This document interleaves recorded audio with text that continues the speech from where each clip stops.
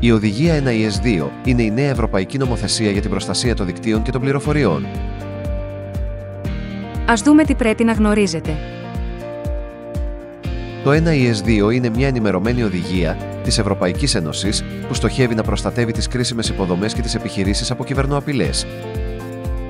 Ισχύει για πολλούς τομείς όπως ενέργεια, υγεία, μεταφορές και ΟΤΑ. Η οδηγία NIS2 κατηγοριοποιεί τις εταιρείες-οργανισμούς που υποχρεούνται σε συμμόρφωση σε δύο ομάδες, με βάση το αντικείμενο δραστηριότητάς τους και το μέγεθός τους. Σε βασικές οντότητες υψηλής κρισιμότητας και σημαντικές οντότητες απλής κρισιμότητας.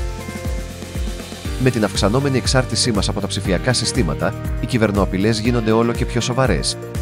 Το NIS2 βοηθάει τις χώρες και τις επιχειρήσεις να αντιμετωπίσουν αυτές τις προκλήσεις.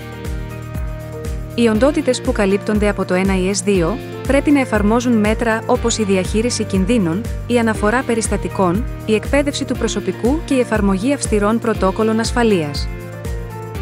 Η μη συμμόρφωση με τις ανωτέρω υποχρεώσεις ενδέχεται να επιφέρει σοβαρές διοικητικές και οικονομικές συνέπειες, όπως διοικητικά πρόστιμα, ποσά που μπορεί να φτάσουν έως και 10 εκατομμύρια ευρώ, ανάλογα με τη σοβαρότητα της παράβασης. Ποινικές κυρώσεις. Προσωπική ευθύνη των υπεύθυνων διαχειριστών για αμέλεια συμμόρφωσης.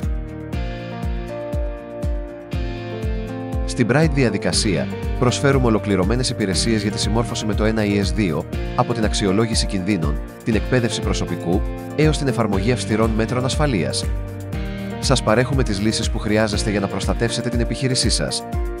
Για 30 χρόνια, η Bright διαδικασία αποτελεί έναν αξιόπιστο συνεργάτη στην παροχή κορυφαίων συμβουλευτικών υπηρεσιών σε διάφορους τομείς, σε Ελλάδα και εξωτερικό.